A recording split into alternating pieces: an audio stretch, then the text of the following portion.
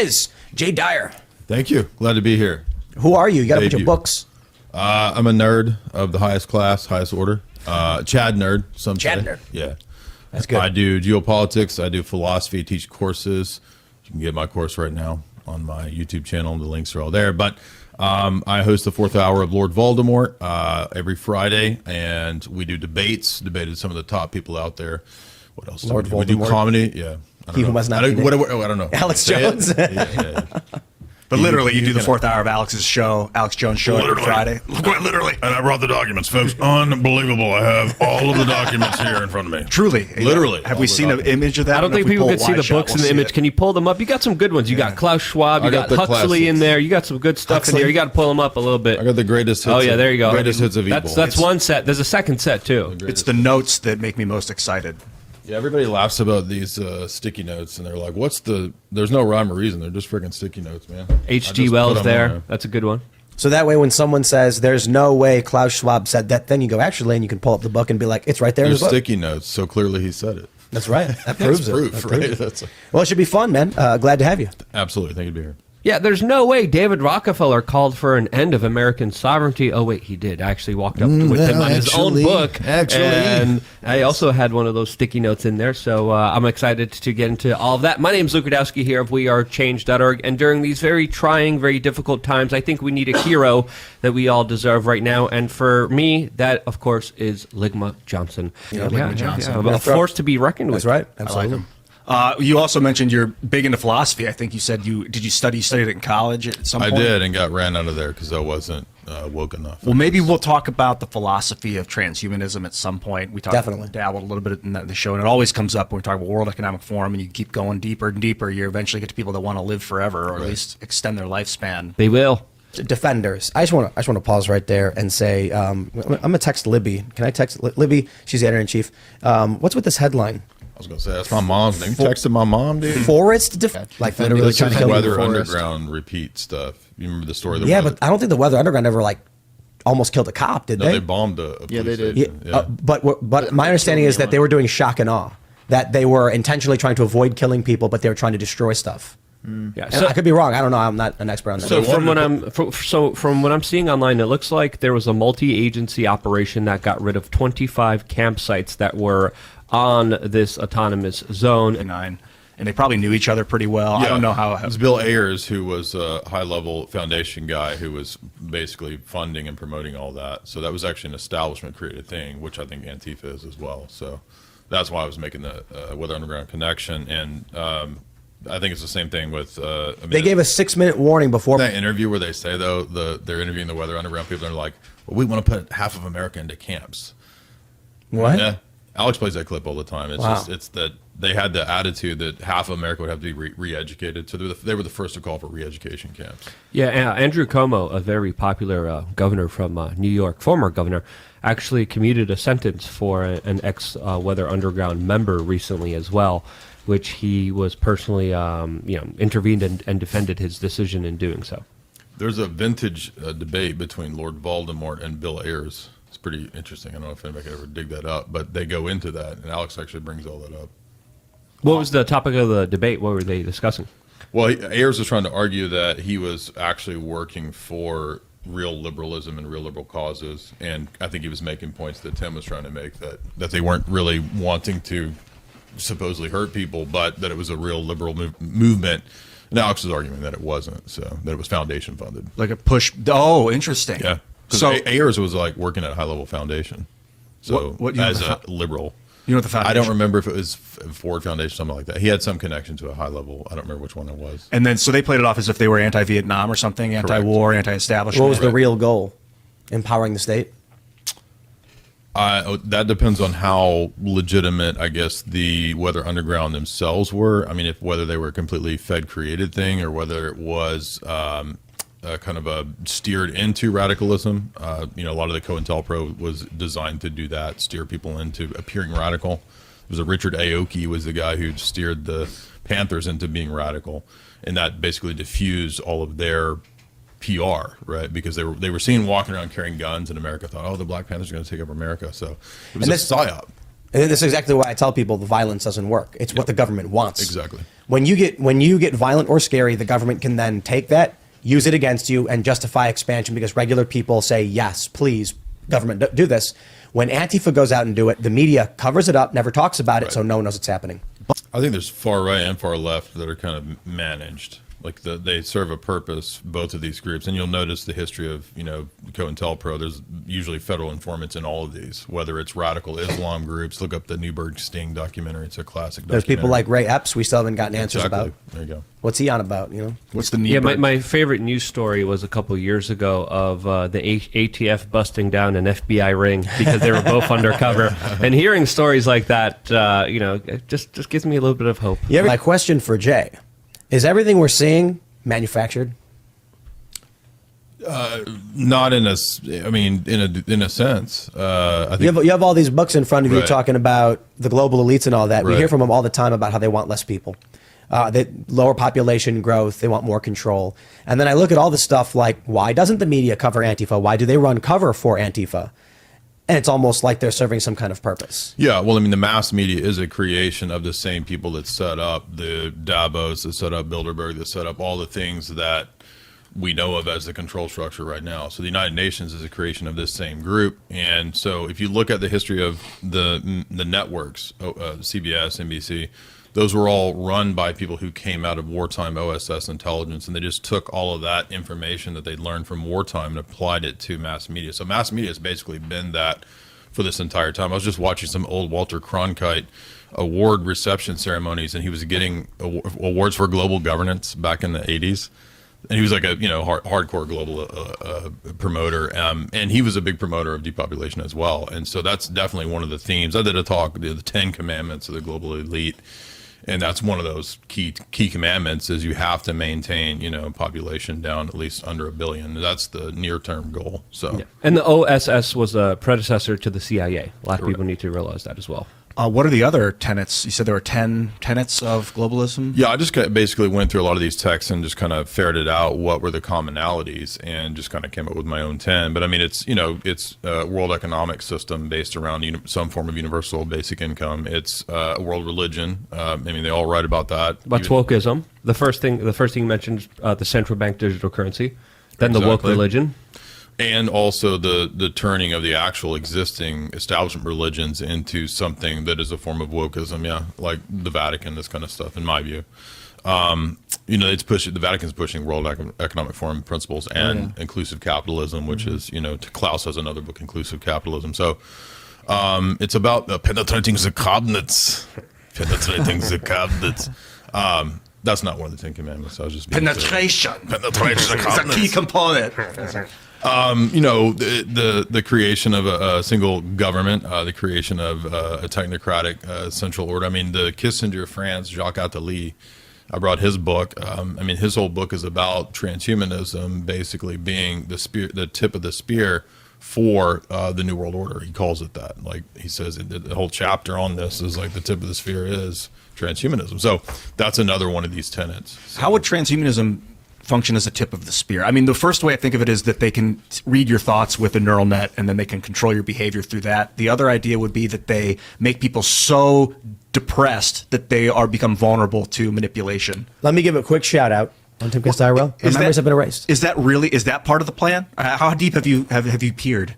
pretty deep. It's what part of it? Like having a controlling invisible people's skinny memory. dude over here? Yeah, controlling people's memory to forget. No, but like The really skinny dude over here? controlling people's minds. I mean, intercepting No, that's their real. memories. That's totally real. I mean, there's a history of DARPA text that Annie Jacobson wrote, which is a really good book. And I think she got nominated for Pulitzer. She didn't win it, but she did that other famous book on Area 51. But in her history of DARPA, she talks about how there's actually collusion between Hollywood and DARPA to have symbiotic relationship between the creators of TV shows taking ideas like you're talking about Stargate, and then they have a reciprocal relationship with DARPA where they get fed ideas and they feed ideas to people at DARPA. So there's a whole chapter in that too about MK Ultra. I don't know if you guys know about that. Oh yeah, I know. Luke, yeah. I know. Yeah, you would know about that. Well, the CIA has been involved in Hollywood in so many different ways, especially when it comes to planting and seeding ideas. There's a reason that they promote certain movies, but they do more than that. I mean, the DoD gets involved in a lot of movies, especially when it comes to a lot of military movies,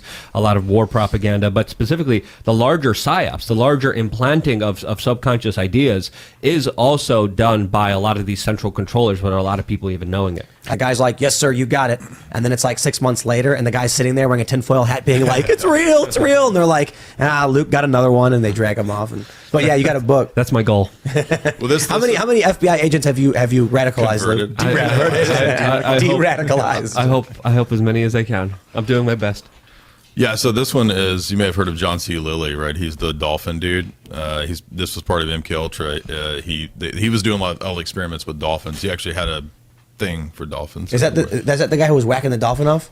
Oh, that's wow. Him. Wow. That's him. Yeah, that's the dolphin. Why was he doing that? That's weird. Paid for by your tax dollars. Right. You guys paid a dude to crank it. And he was an early theorist when it came to how if you saw the human being as a computer, you could program the human being like a computer. Just lift it up a little more so people can see the whole title. Oh, the book. The book. Right, I thought you were saying lift up my spirit. No. That too, yeah.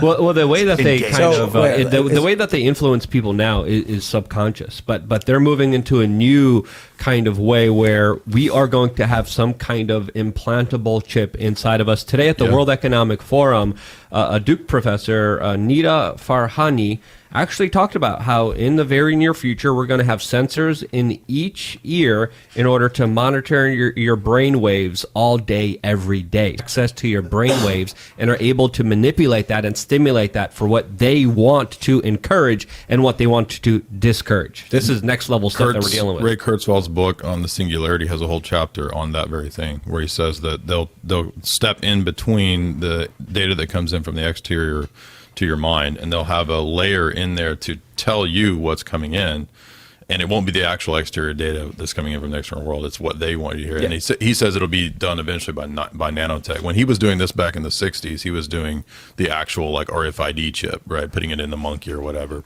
But in this book, he actually talks about experimenting on humans. And these are the same. I just want to make one more point here. These are the same intelligence agencies that are already saying you can't listen to this, you can't hear this. They are denying you access to information on social media, curating the algorithms, denying people, banning people. Imagine what they're going to do when they're inside of your head. Who was that guy cranking off a dolphin? The hard questions here. Because mad scientists are freaks. Yeah. Is he an evil guy? Like, is this book he's writing talking about his intentions that are bad? Or is he writing a warning about what they're going to do, and he just so happened to be a creepo who cranked a dolphin? No, he's the 100% part of it. Like he's a believer in it. So I mean, I think all the MK Ultra doctors were believers. Well, how come all these people, these global elites, do weird stuff? You know what I mean? Because when you get so much, I mean, one theory, I mean, we don't know exactly. Some people believe there's a spiritual component to this. Some people believe that they're taken over by demons. Another aspect is, psychologically speaking, when you have so much power, when you have so much money, there's things that just don't affect you at all. So they keep looking for new, bizarre, crazy things that actually gives them some kind of feeling in this life, since they're so numb by how much they have already accomplished in this world. That's another theory. There's other theories out there as well, but that's two that are very popular. One of the theories is that people who want to do really messed up things seek power in order to immunize themselves from the law and society as they seek to do it. So, like, I don't know what level of power this guy had, but certainly someone who wants control, who's got messed up predilections about dolphins, is going to need to insulate themselves from the law if they're going to do weird crap like that. And then you got the old Epstein stuff. Clearly, these people want to get positions of power so that it's very difficult to go after. I mean, look, Prince Andrew, why isn't that guy getting charged? I mean, what's up with that, you know? Maxwell goes to jail. What about the client list? These people seek power because then they can then get away with it. Because you look at what happens to people who aren't in the club, like those two guys. I think where was it? Those two guys were in Atlanta or something, where they were trapped. Two gay guys adopted kids and then started raping and trafficking them for money. Those guys got arrested, and people are calling for the death penalty for what they did. But then take a look at the Epstein stuff, and it's like, where's the client list? Yeah. People who want to do messed up crap like that seek power so they can become If they were politicians, those two guys, they probably would have gotten away with it. A lot of these people are just sociopaths, so that's a third explanation. So I have these kind of two explanations. One, they're just kind of sociopaths. Two, they're just kind of numb for having too much power. And then, one is that they're hijacked by demons. What do you think is going on? There's a chapter that explains it. Or all three all could the be true. above, right? Yeah. But there's also an element like in Dr. Quigley's Tragedy and Hope where he's chronicling the history of the elite in the 20th century. He's one of them, by the way. He's writing an apologetic in Tragedy and Hope. There's a chapter where he talks about how the elite raise their children. And there's at least in the British tradition, he's talking about the Royal Society, that they have the tradition to intentionally inculcate psychopathy. And so one of the reasons that they would send them to elite boarding schools was to separate them from the matronly, raising. And this kind of has a natural production of psychopathy.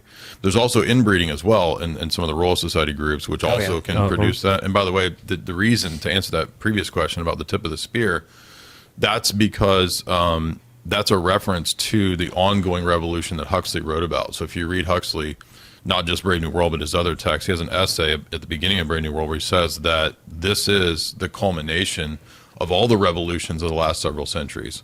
And that culmination is in a strictly tiered technocratic society where everybody's controlled and babies are born in test tubes. So it's an actual plan of revolution that continues up into transhumanism.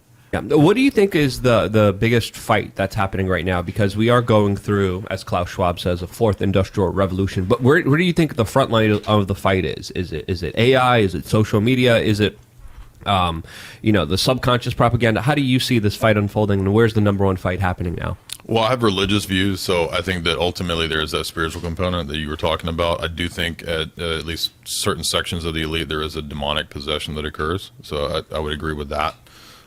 So that's kind of the big picture in my view. But then, I think that if we don't stop the implementation of a complete tech control grid, it's over. Yeah. I was watching this video of journalist trying to interview Klaus Schwab at Davos a few days ago. Did you guys see that? Mm-hmm. This girl, and he's like ignoring her. Like, he doesn't have time. And so I want to like Klaus. I want to be like, maybe he's got his own path to world unification. I don't necessarily agree with, but I think he thinks he's doing good. So in this interview, she's trying to interview him. He walks away. He comes back and he's like, "Who are you, Vis?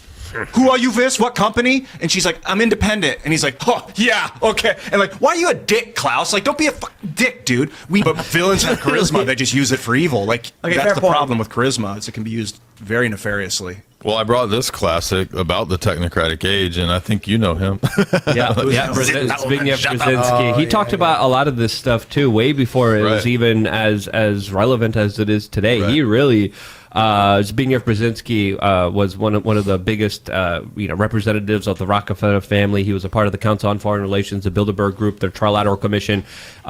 He was the presidential advisor, and truly was also the mastermind behind the Mujahideen and the Taliban in Afghanistan as well. He was the first person that I confronted and had to run away from security after doing so. Yeah. And they're still on YouTube, right? Yeah, in fear for my life. And they're still on YouTube, right? Yeah, in fear for my life. It's that sit down and shut up. Yeah. Between Two Ages. Yeah, and then the subtitle is the best part because it's America's role in technocratic era. He's not around anymore, is he? No, he passed away, but his daughter is, of course, Mika Brzezinski on MSNBC. Oh, wow. And I confronted him specifically about him talking about the Great New World Order and him starting essentially Al-Qaeda and him being responsible for doing so with American tax dollars with a foreign policy move that bit us in the back, and also having culpability in the events that happened in New York City on 9/11. It's the first video. I think if you go to my YouTube channel, We Are Change, you go to the oldest video, you'll see that right there. But he talked about a lot of this technocratic stuff. What was your biggest takeaway from Between Two Ages? Between Two Ages has essentially all of the plan laid out in the early 70s, and it caught the eye of David Rockefeller. So he talked to Kissinger about this book, and he's like, "Oh, I like that guy. Get him in some kind of steering committee." Yes, we will do that. We'll create a steering committee right away. That's literally what they did. They had a conversation about that was a good impression. They created Trilateral Commission, and then boom, the big news there. Zbig's there running it. And he's basically from the behind the scenes, like you said, doing a lot of the black ops and all this kind of stuff. But the book is really just saying that all of reality will have to change. And we're right now, and he's saying the 70s, in this position between the Great Reset, right? I mean, he doesn't use that terminology, but it's the exact same plan. That's the point, is like you go all the way back to H.G. Wells, 100 years ago. And he was laying out with Bertrand Russell in the Royal Society, in the Fabian Socialist Society, the exact same plan that Brzezinski's talking about. It's to a T. Right? The funny thing about it is, like the progenitors of the New World Order and the Great Reset and all this stuff are all very, very old or dead. Reserve, and they're like, we'll have absolute control. And then 100 years later, their moron grandchildren are like, I have no idea what I'm doing, and it's just all falling apart. Tim, I want to tell you about the metaverse. You're gonna love it. You're gonna be laying in a coom pod for the rest of your life. Your vitamins will be souped into your body. You're gonna have the nootropics in your eyes. I've explained this to people. How do you see the future kind of shaping, not by what you want, but what you've read and what they're calling for? Yeah, well, that's the world I want, right? I want to, right? You want to go to work at Bowser's Castle? Yeah, right. Your boss is a dude, but he avatars as Princess Peach. And it's like, just Princess Peach is like, look, I told you, you couldn't be selling these things in the office, these digital widgets. I'm sorry, Peach. I mean, Jim. Back to the brickyard with you. Smash him with your head. Get it? No, I mean, in Jacques Attali's book, Brief History of the Future, he has a section where he talks about that when you're basically in the coom pod phase, you're going to be bitched around by a robot that will be your monitor. So, I mean, it's all planned out to where it's like you won't get access to the outside world except through this like bitch bot monitor that tells you anything that you need to know. So that's kind of what the ChatGPT that's rolling out is, this early phase of what you see in movies like Spike Jonze's Her. There's also a really good movie that makes Tim's point, which is called The Congress. I don't know if you've ever seen that, but it's a classic with indie sci-fi movie from like 2010. It's got Robin Wright in it, and they scan her in as an actress, and the company owns the scan. She dies, but then like 1,000 years into the future, everybody's interacting in the metaverse as dragons and Mario. And whoa, it's called the Congress. Yeah, it's a great movie. Ooh, I want to check that out. That's so. I just that's wrote it part of down. why I'm obsessed with these contracts. It's perpetuity. Everybody's in the metaverse, like they're wearing the headset or whatever, where it's in their head. But everybody's walking around in tattered rags, like they're fentanyl zombies, but they're living in the metaverse. So have you seen the video out of Philly of that drug epidemic or whatever, where everyone's taking some, I forgot what it's called, but they're all like shaking and shambling back and forth. Yeah. It's called Flocka. No, it's not Flocka. It's not Flocka? No, the Flocka one makes people go like, "Ah!" and go crazy. The Philly one is like Trace or something like that. And it makes people like look like zombies shaking back and Oh, forth. I've seen this too.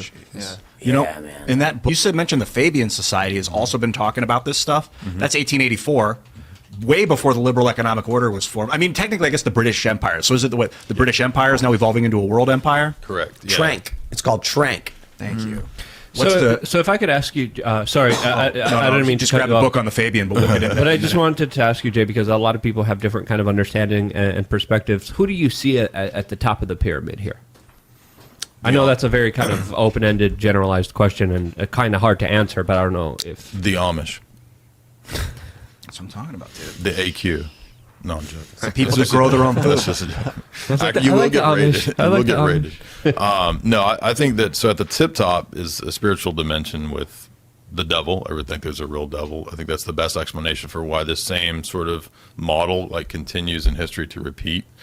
But anyway, beyond that, I think that when you look at these, big steering committees, CFR, Council on Foreign Relations, if you look at Davos, these are basically frontispieces for this inner core, which is the same structure that's been there. It's that secret security apparatus that set up, the OSS, the CIA in 1942, 1947. It's the British structure, the Milner roundtable groups. That's who's running this whole thing. So I think it's fair to say that there is a larger spiritual and energetic component to this that we definitely do not understand. But it's interesting because you just mentioned that these kind of individuals are calling for the same thing throughout many different years and many different decades. I absolutely agree with you. What are they calling for exactly? How would you explain that to the kind of normie Kyle and Karen out there? What are they calling for? What's their goal? I think the elite ideology nowadays is wedded to a form of extreme Darwinism, where there's a social Darwinian attitude that if you are in power, you have the right to be in power. And that goes along with the belief that actually goes back to Plato in the Republic, that the human population has to be kept at a certain level for the ideal balance. Plato's whole system was based on Pythagoras's number mysticism. And so there's a lot of hoodoo in that, but what today's elite have borrowed or taken from Plato is the idea of dialectics. And part of dialectics is that you have to do evil and good at the same time. Yeah, he also believed in problem reaction solution. That's Exactly. where a lot of the larger implementation of a lot of the programs that they do. Plato thinks that society should be controlled by a secret society that lies to the public. It's called the noble lie, and it's a loose kind of technocratic model. Even though he didn't believe, they didn't know about technology per se and the way that we do. In Plato's Republic, you have discussions of techne, which is the same idea. And the whole idea is that society should be run like a giant math program. And so Plato said the philosopher king goes and studies on a mountain for 30 years and learns math, and then he comes back and he impresses upon the city, on the society, the mathematical geometrical principles of an ideal state. That's what the Republic is. And then in later books, he says that actually it should just be run by an oligarchy that is a secret society, right? Wow. So, yeah, and they have to lie to the public. And Plato was famous for eugenics, for this idea of keeping the population at a very sustainable level. And he even says that not to feed the plebes meat. They got to eat rice. They got to eat kibble. That sounds familiar. Yeah, I've heard that before. Yeah. That's Bill Gates' major pledge. Wow. And what they've been talking about at Davos. Continue. Go. We got to get the numbers down. Everybody's got to be eating some kibble. Kibble. Pretty much, that's what they have us eating, dog food. Yeah, hold on. Dog food is meat. No, not the Chinese-made stuff. There's a Okay, whole... well, hold on. I don't know what dog World food you're getting for Atlas. No, I'm not getting the Chinese-made That's stuff. right. Good dog food is meat. A lot after World War II, they created dry animal food, dog and cat food. It used to be all meat, and then they're like, we need the meat for the troops, so let's create some new pharma thing, biopharma. I don't know what is in this bread that they're giving to cats. Whether you think It's your fillers. cat's not supposed to be fat. It's fat because it's eating bread. Like, And cats can't digest that stuff. It's Yeah. they're carnivores. feed your True animals carnivores. meat. Have you tried Beyond Kibble? I've got a new company called Beyond Kibble. So I used to.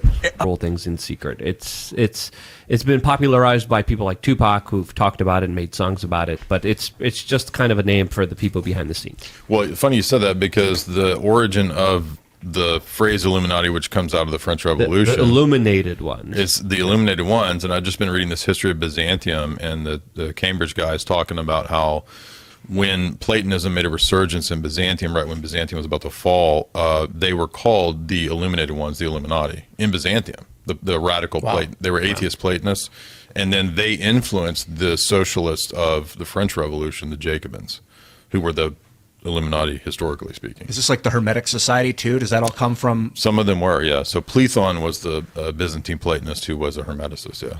And so it comes up to flash forward to the future, 1884, Fabian Society. Who's the Fabian Society? How are they involved? So this is created by the Rhodes Milner circles, namely the Royal Society. It's one of the offshoots of that. Cecil Rhodes was the Diamond De Beers magnate, working together with other elite banking families, right? And they sort of set up a model for control that was modeled on the British East India Company. Cecil's thing was diamonds, but that gave him the idea from secret societies like Freemasonry to create his own society called the Society of the Elect. And the plan was originally to bring America back under the British Empire. They didn't really succeed at that, but what they did do was make alliances with the wealthiest families in the U.S., who were all, namely David Rockefeller, for example, who were not just influenced by von Hayek and Austrian economics. David was actually really influenced by the Harvard socialist Harold Lasky, and that's what got him into Fabianism. And that's why Rockefeller, for example, was a big fan of Mao. Like, he wrote editorials in 1979 in the New York Times saying that Mao's experiment was this great thing. So the wealthiest people that you could think of in America, J.P. Morgan Chase, right, they're all funding and supporting socialism. Even Brzezinski, in Between Two Ages, cites Anthony Sutton, who's Anthony Sutton's famous, the professor wrote the book Wall Street and the Bolshevik Revolution, and Hitler and Wall Street, talking about how the elites funded these groups, right, and especially the Bolsheviks and the communists. And the Chinese specifically, And- the Chinese Revolution, that was a major component of the Rockefeller family that Correct. loved everything they were doing. The whole Cultural Revolution, they were loving seeing all that. The one-child policy, again, spurred on by a lot of these larger eugenicists that are using China as their larger playing ground, testing out all this latest and greatest social credit score, technological enslavement of human beings. And a lot of people believe China is separate and a threat, when in reality, China has been taken over by a lot of the Western elites that are using it as a model for the world. As Klaus Schwab says, China is the world that we want to be envisioned. The model, yeah. Sorry, I cut you No, off because I that's just had absolutely right. a thought that I just Yeah, so needed to- the Fabians are really just the ideologues who took Marxism and wanted to reform it. And their ideology was better. It was more successful, more useful than classical Marxism, because they were like, oh, the proletariat will rise up, and then proletariat just cares about going to lunch and eating their lunch pail, right? They're not interested in Marxist theory, right? So what the Fabians realized was that if we combine the Marxist revolution with big money, we could have a lot more effect. And that's precisely what they did. And so Beatrice Sidney Webb, George Bernard Shaw, they actually got to be really good buddies with a lot of the American industrialists and elites, and they influenced them, including Henry Ford, to be into forms of socialism. And so that's why the whole push for the last century is this sort of technocratic socialist model. So Can we just do the same thing, but like in the other way? Can we like get some prominent libertarian-minded individuals to come together to form a secret society that bestows liberty and shatters the shackles, and you know what I mean? Like they did it. Can't we be like, me and Luke go meet and we'll be like, how can we influence people to believe in freedom? I guess we're doing it right now. So Yeah, well, you guys inducted me when I got here, right? Yeah, there was it an was- Eyes Wide Shut ritual downstairs. yeah, when I got he here. had to swear an allegiance to being a personal responsibility, freedom and liberty. So when they- meritocracy. And I had to hit 3-pointers down there, so I didn't realize Yeah, it was he a did. basketball court. And he did. When they hit started one. the Federal Reserve in 1913, it seems like this is part of the movement to bring the Americans back under the British Empire. Absolutely. So, And they did, huh? And they did it with the Bank of International Settlements in Switzerland. So they're going through Swiss banks. So is the British Empire intricately woven with the Swiss banks now? With a lot of the stuff, Davos is in Switzerland, the Bank for International Settlements, which is the central bank of central banks. It's the Federal Reserve of New York, the Bank of Exactly. England, the Bank of Australia, all go through the Bank for International Settlements in Switzerland. Yeah. How absolutely. tight is this? That was even though that was a post-war creation, the BIS, they created it post-war to be that neutral kind of central bank of central banks, like you said. And it's modeled exactly the same way as the U.S. Federal Reserve is modeled, which is itself modeled on the Bank of England. So it was all modeled in regard to the Milner-Fabian circles, who instructed their dude, Colonel Edwin Mandel House, who was the handler for Woodrow Wilson. So that's why all of this gets pushed under Woodrow Wilson. So the League of Nations was created to be that first attempt at global government under the Wilson administration, right? They were pushing that then. It failed. And so they needed another world war, and then that led to United Nations, and it's the exact same people that set that up. But it's set up by the same people setting up the BIS. Yeah, and the land that was donated for the United Nations was donated by David Rockefeller, who, of course, played a very key role in setting up this kind of international institution that would bring all the governments together in order to set some kind of soft form of world government. And when you look at the United Nations, the way it was built, a lot of the kind of weird kind of occult stuff inside of it, it goes along with the same kind of larger principles and ideologies that a lot of these kind of Satanists also kind of profess and express. What caused the League of Nations to fail?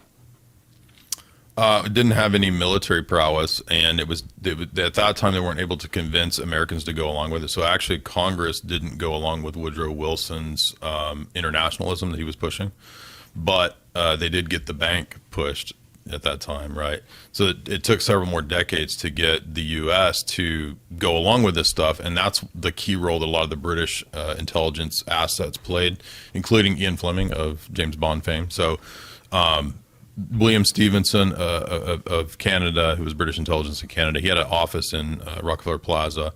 Noel Coward, the author, you probably heard of him, and Ian Fleming were able to convince the U.S. to set up its secret security establishment in 1942. and they put Bill Donovan as head of that. That becomes eventually the CIA, right? So that's that secret establishment. It's really just a private army of the Rockefellers is what it amounts to. I think that he was funded by these families, and that if you read, there's a whole chapter that Quigley covers. It's called the appeasement plan. So the British had a dual policy, where on the one hand they were secretly supporting Hitler because they wanted the war, but then they were publicly opposing him. And that's because, as Quigley says, and actually the dude from Stratford agrees with this, the whole 20th century was to exhaust and get rid of the Anglo-American establishment's two main rivals, Russia and Austro-Hungarian Empire. The 20th century does that particularly. So the first two world wars get rid of that. Cold War basically depletes and gets rid of Russia. That was that key role that Brzezinski played in getting Russia bogged down in the Afghanistan conflict, and then they lose the Cold War. Oh, and then when a lot of people need to understand too that the United States was very pro-Nazi and pro-Hitler. I shouldn't say the entirety of the country, but many of the elites. he was tying many it of up the a elites. year. Yeah, the Bushes. Yep. Prescott Bush, who was a senator at the time, was actually trialed for supporting the Nazis. There was also huge stadiums in Madison Square Garden where they had full-on Nazi rallies that were filled to capacity. Crazy. There was a lot of very powerful individuals that were bankrolling them, financing them. Many powerful corporations, corporations like Coca-Cola, IBM.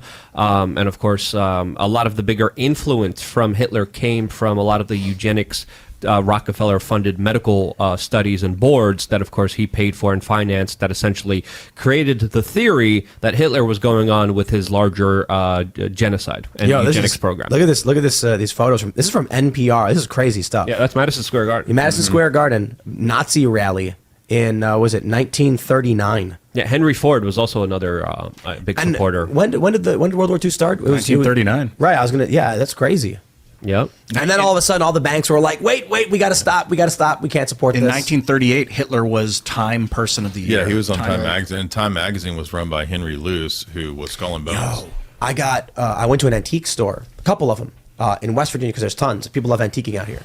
And I was able to buy hundreds of Life magazine going all the way back. I think I have the first issue, actually, which was like a couple $100. I was really excited to get it. And we're going to be putting at the new studio like a viewing library where you can go back and read all of the contextual perspectives. It is crazy to read about World War II before they knew what was going on. Nuts. In one of the magazines, they're like, the U.S. sent defensive machinery and equipment to the UK to prevent an invasion, and it basically shows the armaments for D-Day. Like, we now know the U.S. was sending weapons so they could storm the beaches of Normandy. Back then, it was reported that they were just defending the UK. Oh, you mean the news was lying to people for military gain? Really?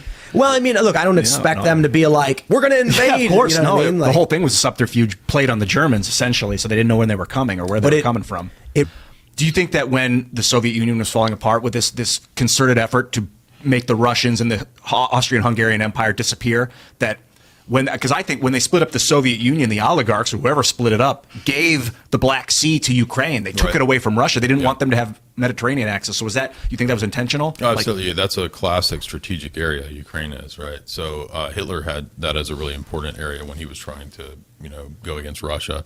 But the Cold War, in my view, was a managed dialectic. Ultimately, I'm not saying it didn't. I mean, my uncle was like a Air Force guy in the Cold War, so I'm not saying that people didn't do stuff, but at a higher level, these are the people who wanted there to be a dialectic between, Eastern capital or Western capitalism and Eastern Soviet bloc communism to smash the two together. And what you get out of that is what's called a third way synthesis. And even back in the day, in like the 30s, Bertrand Russell was writing in Scientific Outlook as a high level, elite planner at the Royal Society. He was writing and saying that he says, quote, the experiment in Russia under Stalin is going great.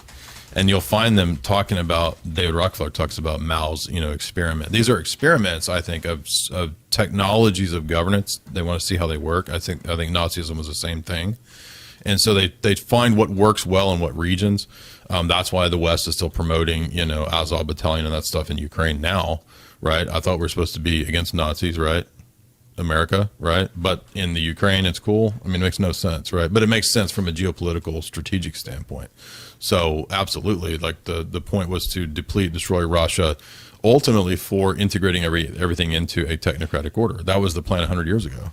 It was the plan 2,000 years ago with Plato, but or at least he was giving the philosophy. The plan hadn't. Yeah, I think Plato thought that you could have a city state, but I don't know if he thought like the whole world would conform to this. Maybe he thought that. I think later Platonists, like in the Middle Ages, thought we could take that model and it actually should be the whole world.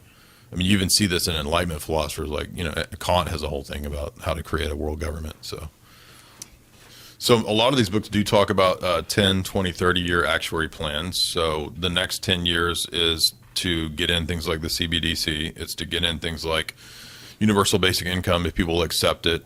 We had, Klaus and then we're running Cyber Polygon. And they were just recently talking about large-scale internet cyber outages. I mean, when they run a lot of these drills, not always, but a lot of times the drills, kind of presage what's going to come. So I would say in the next 10 years, we could expect that kind of stuff. They're talking about like a cyber 9/11.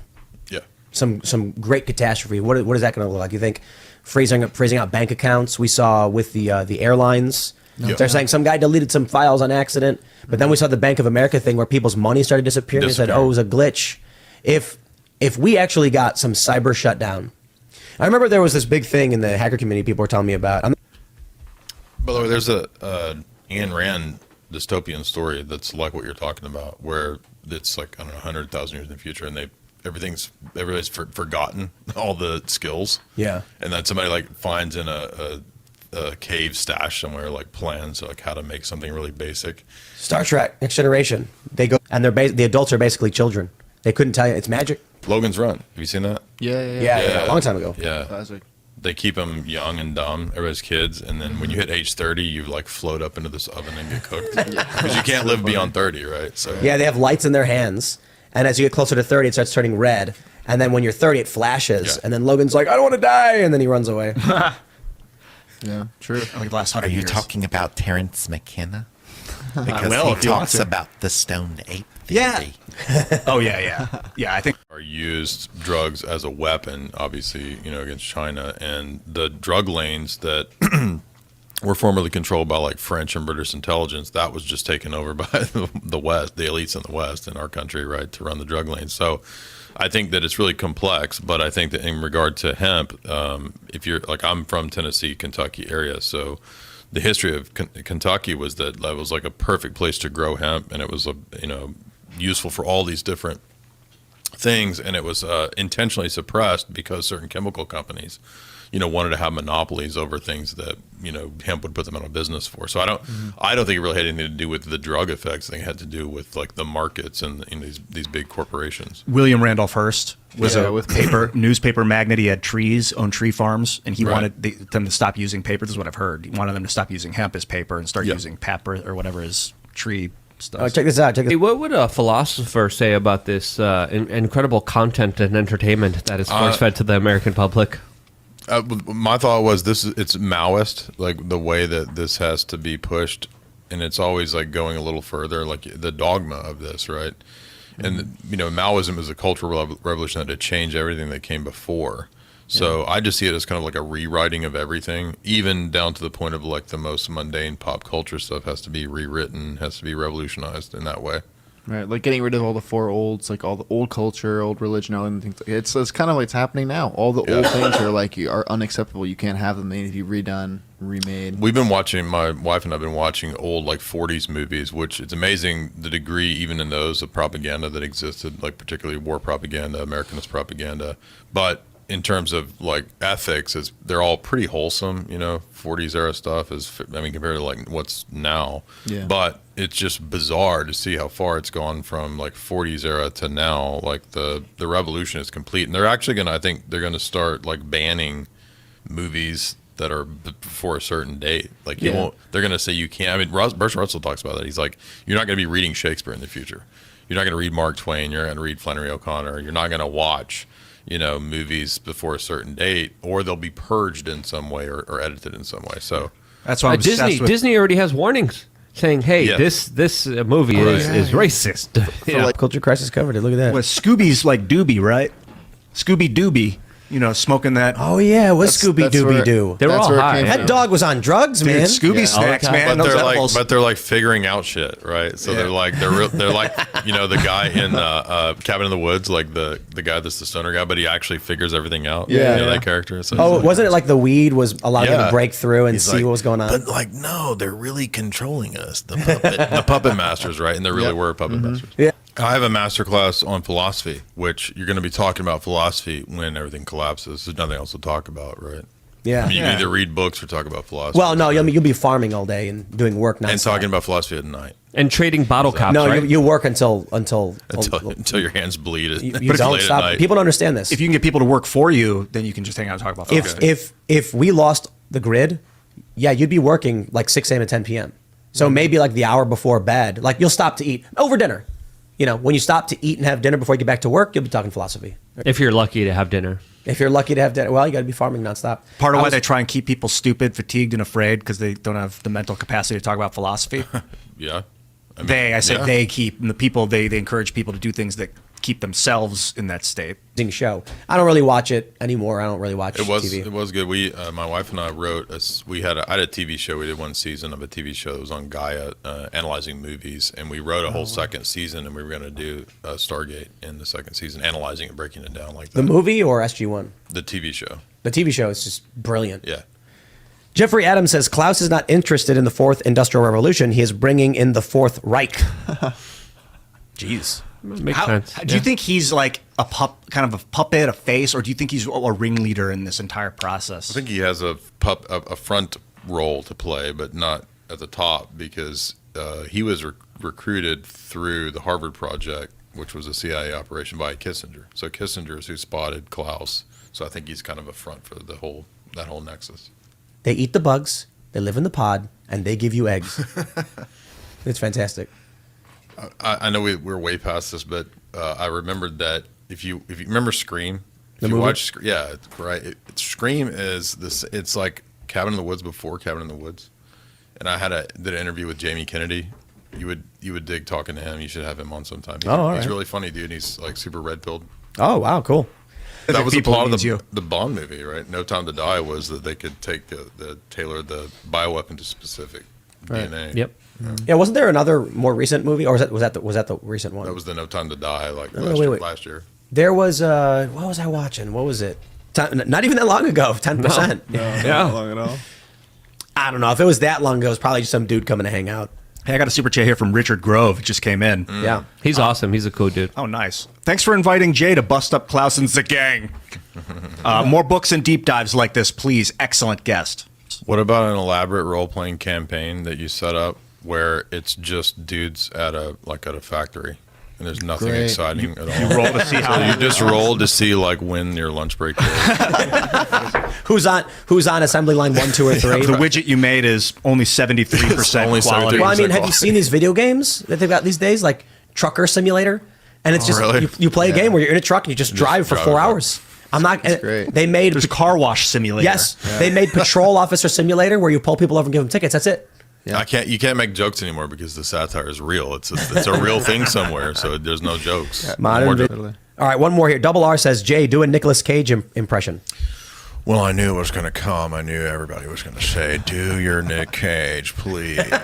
I've invented my own technique of acting. It's called nouveau shamanic, and I put bones in my pocket. I don't know if it does anything, but that's what I do. There's a real clip of him saying that. Oh, wow, that's amazing. a real thing. Yes, thank you. Just real quick, I did want to shout out. I have a live event February 11th. We'll be performing. Me, my wife, BG Cumby. It's going to be funny. He's a philosopher of comedy. We have an hour of madness, and then we have 4 hours of intense lectures. So it's a weird mix. Austin, Texas, February 11th. You can get tickets on my Twitter there or on the Eventbrite. And what's your Twitter? J Dyer.